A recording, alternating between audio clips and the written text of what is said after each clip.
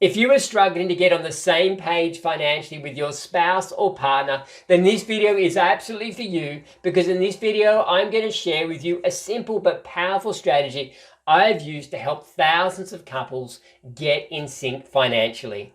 G'day there, my name is Phil McGilvray. I am a financial coach, financial well-being consultant, and founder of the Money Boss movement, where we make practical, life-changing financial education both understandable and accessible for everyday people so that you and your family can thrive financially. And in today's video, I'm going to take you through a very simple strategy that I've used through 30 years of financial coaching to help literally thousands of couples get on the same page financially.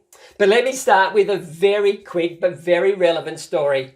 My wife Leanne and my oldest daughter Hannah are currently working their way through the 10 seasons of the 1990s sitcom Friends. Now they're up to season 7, where Monica and Chandler get married. Now Monica has been dreaming of her wedding since she was about 4 years old. She has it all planned out. She has this book full of different ideas, but is absolutely shocked to find out that her mum and dad have actually spent her wedding fund, having given up on her ever getting married. They've spent her wedding fund on a beach house. Now Monica is devastated and sees her dream wedding slipping away. No swing band at the reception, no lilies on the table, and no custom-made gown. Now Chandler, just seeing how upset Monica is, shares with her that he has got some savings squirreled away. And she does this double take and says, "How much have you got?" So Chandler writes it down and shares it with her. The moment she sees the number, her eyes brighten up. She says, "Wow, are you kidding me? That is enough for wedding scenario number A." The amount that Chandler had is exactly what was needed for her dream wedding. But Chandler says to her, "You're not suggesting that we spend all this money on the wedding, are you?" And Monica goes, "Yeah." And then Chandler shares, "Monica, I've been saving this for 6 years and have it earmarked for our future. We're not just going to spend it on a party." And Monica says, "But we can always make more." And Chandler, very against his character typically in the show, puts his foot down and says no. Later on in the episode, they come back together and Chandler apologizes to Monica, saying, "When we first got engaged, I promised that I would do anything to make you happy. So if spending all of this money on our wedding will make you happy, then let's do it." And Monica says, "But what about the future and all that stuff?" And Chandler jokes and he says, "Oh, well," he says, "we'll just have to pick our favorite child and they're the one that will get to go to college."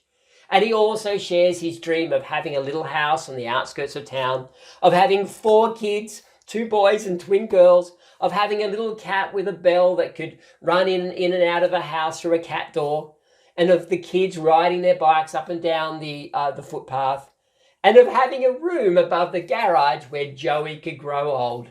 As Monica hears all these things, she suddenly realizes that it isn't a big wedding that she wants. She wants a marriage. She wants a happy life together. She wants all of those things that Chandler had just described. Now, I share this with you because there are so many aspects of this interaction that most couples can relate to. And there is so much that we can learn from it. Firstly, it's super important to understand that we as a couple have come from completely different backgrounds. Our experience with money, our expectations of money, the way we manage our money will be different for every couple. While Monica's parents were relatively wealthy, Chandler's parents had divorced when he was a teenager and they'd done it pretty tough. Chandler had always been a saver. Monica had always been a spender. Chandler thought about and planned for the future, whereas Monica's view was you could always make more. Now, as I watch this episode, it won't be a surprise to you to hear that I found myself siding with Chandler's point of view. He had worked so hard to earn all of that money, and I thought it was quite unfair that Monica would expect him to spend it all on a wedding. One day, one event, and it would all be gone. It just seemed like such a waste. Now, of course, that could also be the male in me as well. But I'm sure there are others who watched the same episode who would have sided with Monica.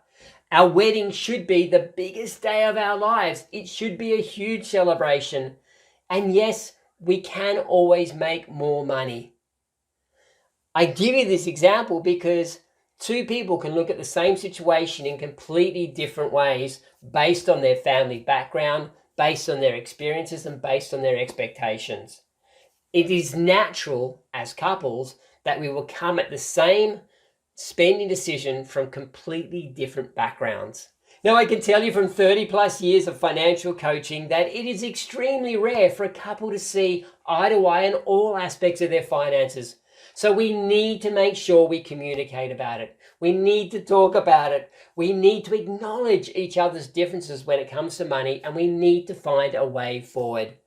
The reason I love this episode so much is because of the way that Monica and Chandler resolved their tension around money. Chandler shared his dream for the future, and Monica realized that that was what she wanted too. You see, the starting point for every couple to get on the same page financially is to create a shared dream of the future. What do we want our lives to look like in 5 years, 10 years, 20 years, and so on? Most of the couples that I work with have never really shared their hopes and dreams with each other. And even fewer have taken the time to combine those hopes and dreams into one united vision of what their future will look like. This is so powerful because it is so much easier for us to agree on a way to manage our finances on a day-to-day basis when we know that we are working towards goals and dreams that excite us both. So for Monica, it was easy for her to give up some of her wedding plans and dreams because she bought into the bigger vision. And for Chandler, it was easy for him to release a little bit more money, to let go of the purse strings a little bit, because he could see them purposely working towards those life goals that mattered to them both. Now, I don't know where your relationship is at when it comes to money, but I suspect that most, if not everyone watching this video, will acknowledge that money is in some way a source of tension in their relationship. And this is perfectly normal. We come from different family backgrounds with different financial role models, with different financial expectations, with different experiences with money. And on top of all of this, most of us have never been taught how to manage our money. So of course it's going to be a source of tension. So how do we get on the same page financially? Well, it starts with creating a united vision of what we want our future to look like. So here is your homework. In the description down below, you will find a link to a worksheet that I use with all of my coaching clients to help them identify what their goals and dreams for the future are. This is my Life by Design worksheet, and as I said, you can click on the link in the description and download that worksheet today. Once you've printed off the worksheet, set a date night in the diary that involves yummy food, or it could be a date lunch or a date breakfast, as long as it involves yummy food. Then what I'd like you to do is individually go away and complete the Life by Design worksheet and think about where you would like your life to be in 5 years, 10 years, 20 years, and so on. Think about what you would like to have achieved, what you would like to be doing, and where you would like to be. Put as much detail into this as possible. Then on date night, come back together and share your goals and dreams for the future. And use it to create a united vision for what your future will look like together. Write it down, cut out pictures, draw it, paint it, whatever is meaningful for you, but create that united vision. Because my experience is that once we have that united vision, creating a financial plan to make that vision a reality, creating a spending plan that will make that vision a reality becomes significantly easier. But it all starts with that united vision. So download the Life by Design worksheets, set a date night in the diary, go away and fill in those worksheets individually, and then come back together and create a united vision.